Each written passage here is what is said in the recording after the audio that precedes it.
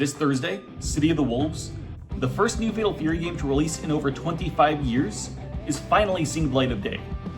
Despite my mediocrity with fighting games, I wanted to take this chance to explore the world of Fatal Fury, focusing on the first game in the series, Fatal Fury: The King of Fighters, released in arcades in November of 1991.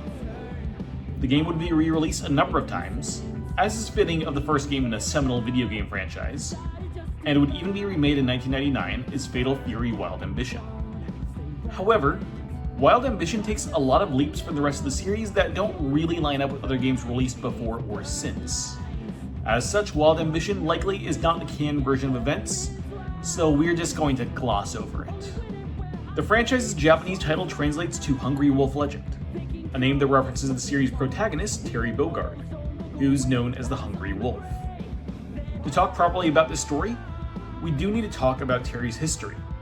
But before we can talk about even that, there is one more man we need to be introduced to: Geese Howard.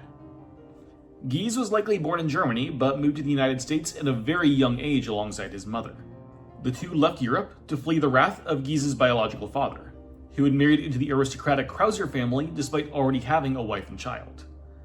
They wound up in the fictional city of Southtown, where Geese would grow up in poverty. He had to start working at a young age in order to procure medicine for his ailing mother, but even despite his efforts, Geese would be orphaned as a young teenager.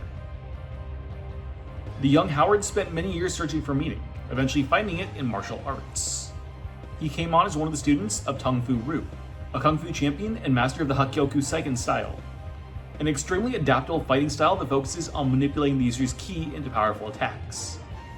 Here, he found the closest thing to a family he'd had since his mother's death: Jeff Bogard, a fellow student of Ryu's who would become something of a brother to Geese. Their relationship would be shattered, however, when it came time for their master to choose a successor. Despite Geese's martial arts prowess, Ryu could see the darkness and rage boiling within his heart. He knew that he couldn't trust the secrets and legacy of their style with such a man, and so chose Jeff as his successor, granting him both knowledge of advanced techniques and an ancient scroll that had been passed down from master to student since the style's inception.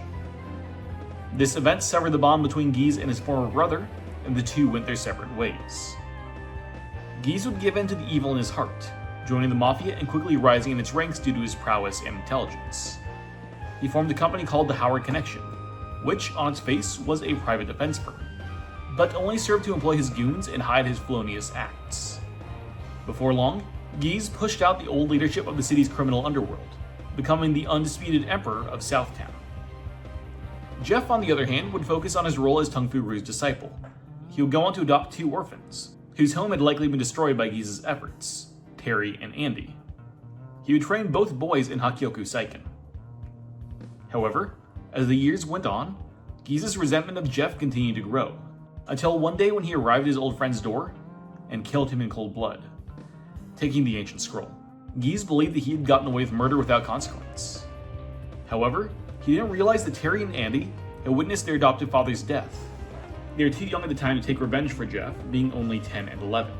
So, they agreed to part ways for 10 years, both training on their own so they could return to Southtown and, together, take revenge on Geese. Andy would travel to Japan, where he would train in both ninjutsu and karate, combining both with what he'd learned of Hakkyoku-Seiken to make himself a formidable fighter. Terry, on the other hand, would stay in the States, getting his experience through brutal street fighting. Over the years, he would painstakingly craft his own unique style. In the year 1991, 10 years after that fateful night, the brothers returned to Southtown to seek their revenge. It just so happened that, during this time, Geese was hosting a martial arts tournament, the second ever King of Fighters tournament. Do not ask about the first one. They're told about this tournament by a man who would become one of their best friends, Joe Higashi, a Japanese Muay Thai champion. Joe's specific style of fighting allowed him to call on the powers of the winds to aid him in combat, such as in his iconic move, the Hurricane Upper. After the brothers told Joe about their goal, they agreed to join the tournament together, in order to hopefully find a way to get their revenge on Geese. Despite all three being playable characters, the winner of the tournament is, without a doubt, Terry. Not only is he the series' main character, but he is also treated as the winner of the tournament by later media, such as the shortened memories of Stray Wolves. Now, before we talk about the remaining points of the plot, we need to talk about the other fighters in the tournament. The first of these I'll mention is Duck King, an American breakdancer who infuses dance moves into his combat. His name comes from the fact that he has a little duckling named Peekhoon who lives inside his mohawk. Duck actually is a bit of a rivalry with Terry, who had beaten him in a street fight a few years prior to the game's events. However, after fighting defeat at the hands of Terry once again, the rivalry turned into more of a friendship. It seems to be a requirement of literally every 90s fighting game there would be some kind of stand-in for Mike Tyson. And in Fatal Fury, that character is Michael Max. A former heavyweight champion, his title was revoked when he almost killed someone street fighting. After this game, he would retire as a fighter, never again appearing as a playable character. However, he would return in cameo roles, helping to train up his close personal friend and a future fighter, ScHlAuChi. Richard Meyer is a Brazilian capoeira fighter. If you don't know, capoeira is a Brazilian martial art that mixes dancing and fighting, though apparently his music really doesn't sound like actual capoeira music.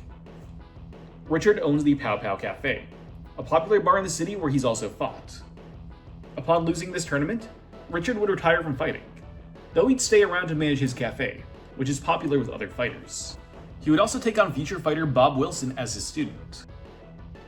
We also have Tung Fu Rue, the legendary master of ScHlAuChi who, as mentioned earlier, trained both Geese and Jeff in martial arts. As Terry and his friends fought through the tournament, Geese became very quickly interested in this new hungry wolf. He soon learned Terry's identity, and immediately realized that this new fighter was the son of his hated rival. Geese quickly dispatched his goons to take care of this young threat. Hua Jai is another fighter with personal vendetta against a playable character, this time Joe.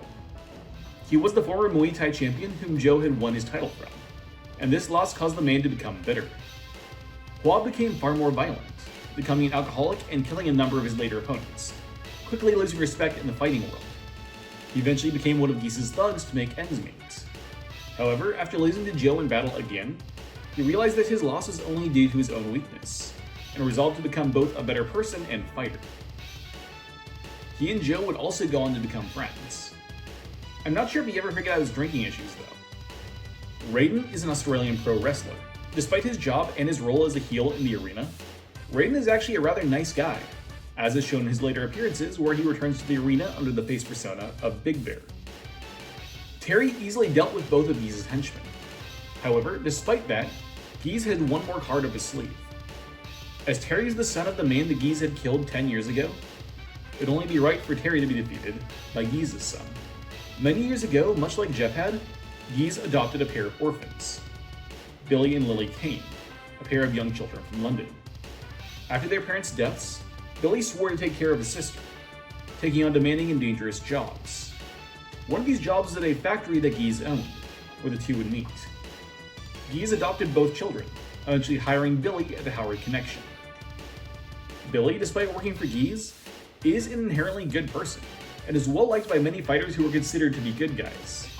He's more of a punch clog villain than anything. He only works for Geese out of respect and gratitude. Billy really is the dark reflection of Terry, and as such, it was only fitting that Geese chose him to be the champion of the second King of Fighters tournament in 1991. The two men, the adoptive children of the heirs of the ScHlAuChi fighting style, did combat in Southtown Village. Terry used his hand-to-hand fighting skills, while Billy instead used his own favorite weapon, the bow staff.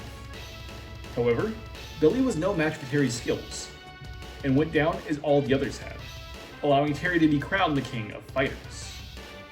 However, the celebration will be cut short, as Hua Jai and Raiden grabbed Terry off stage in order to bring him to Geese.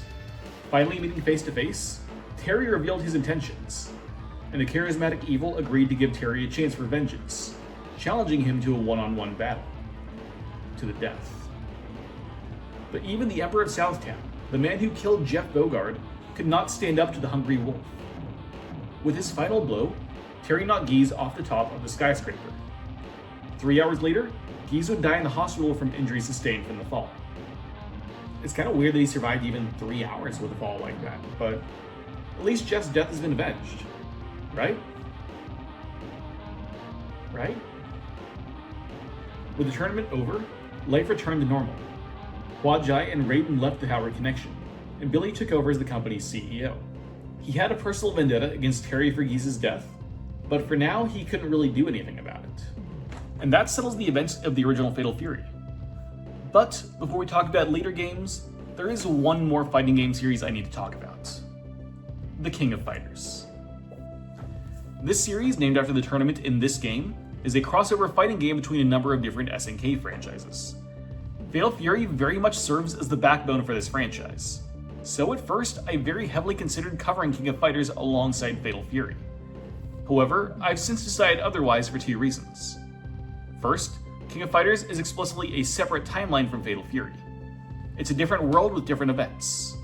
The events of this game do kind of happen in King of Fighters, but they're changed.